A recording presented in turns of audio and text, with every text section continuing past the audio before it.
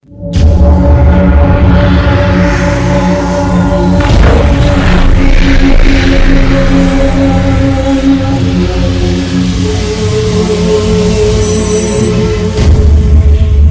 best top 5 Bigfoot sightings. Number 5. June 22nd, 2009. At about 6:30 p.m. in Rhinebeck, New York, a young college kid was driving on one of the back roads on his way to a rehearsal.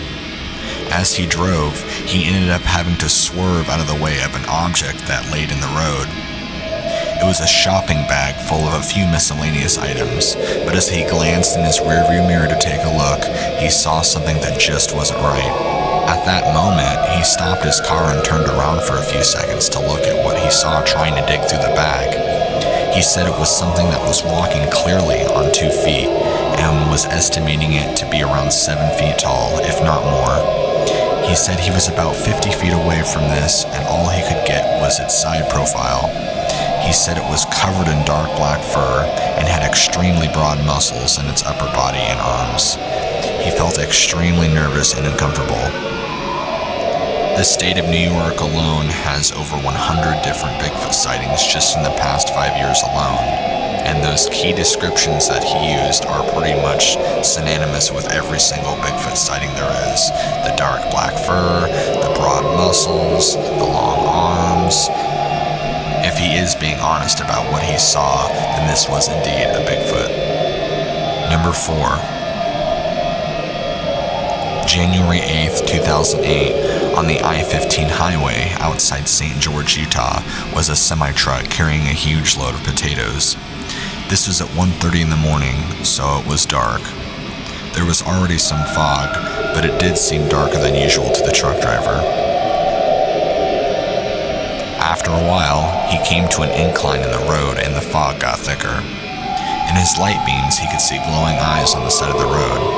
Thinking it was just a deer, he flicked on his brights only to see a humongous creature run across the road. It stopped and looked at his truck coming like a deer caught in the headlights. He tried his hardest to swerve out of the way and to not hit this creature and was just barely able to do so without getting into an accident. By the time he had safely swerved over, the creature was gone. He did get a really good look at the creature itself and said it was around 8 feet tall, covered in black hair, and had long arms. This particular driver had always been a Bigfoot skeptic, being an avid hunter and outdoorsman. After his encounter, he will never be the same. It terrified him. The state of Utah alone has 69 Bigfoot sightings within the past few years. It is also common with Bigfoot sightings that they do run across roads and highways, whether it be late at night or even during the day. Number 3. September 1st, 2009. A woman who was on her way to work in the early morning hours to Rifle, Colorado, wasn't feeling too good, despite the large amounts of coffee she just drank. She pulled over to the side of the road and got out of her truck to catch some fresh air, but upon exiting her vehicle, she noticed that there was movement in a meadow that was directly in front of her. The first thing that crossed her mind was that it was a bear, but as it stood up on 2 legs and she was able to get a good look at it, she realized it wasn't a bear at all. It had 2 long arms that hung down to its side like a person. What's also interesting is that she noted this thing had a pair of breasts, much like the Bigfoot filmed in the Patterson and Gimli film. This particular Bigfoot also had cinnamon-colored fur, which is also a common color to see them along with their more common black-haired cousins. This witness had always dismissed the possibility of them ever existing, but this experience had changed her forever. What's interesting about this story is that unlike many of the stories which the Bigfoots have black hair, this one has cinnamon or reddish colored hair, which does occur in some Bigfoot sightings. And as strange as it is, there's actually some Bigfoots that have been reported with gray-white hair. Seeing female Bigfoots is not totally uncommon and has been reported several times that people would see Bigfoots with breasts, just like in the Patterson and Gimli film. Number 2. August 29th, 2011. A woman was outside of her home in the evening time letting her puppies go to the bathroom. It was at this time that she heard a whistling noise that she couldn't quite distinguish. She did a few back and forth whistle calls to find the source because it sounded like it was her parrot that was imitating her or something. After a few whistles, she still couldn't pinpoint the source directly. She owned an Australian shepherd who at this point woofed at the nearby rustling sounds in the woods. As she looked, she saw this humongous hairy thing.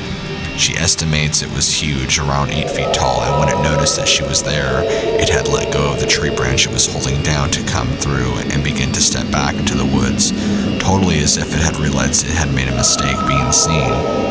This woman was a former deer hunter, and a majority of her life had had vast amounts of experience and time invested in the outdoors and woods.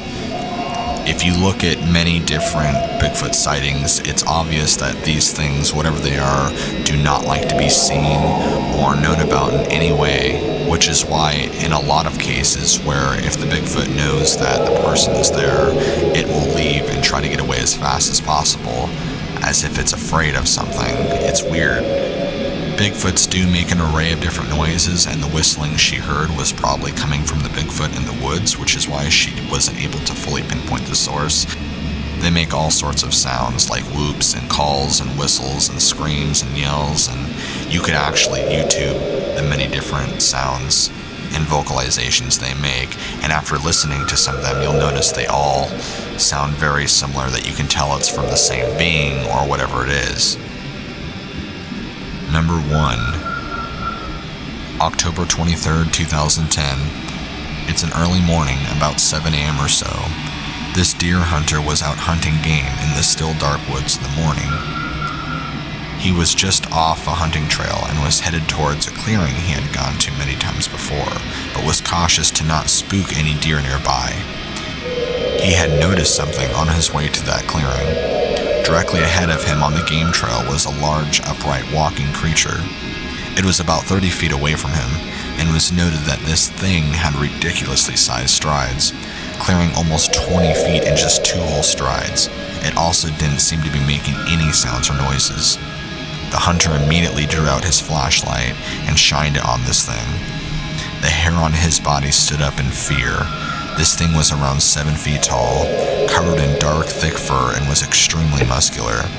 Its arms were long and had a slightly hunched over posture to it. He knew exactly that it wasn't a bear at all. This looked entirely different. When he shined the flashlight on it, it definitely took notice, and the thing got away fast by going down a hillside, and was gone in just a matter of seconds. It all happened so fast, but what he saw, he will never forget it. He was a firm believer in that if Sasquatch really existed, there would be so many pictures. He now understands why that's so far from the truth.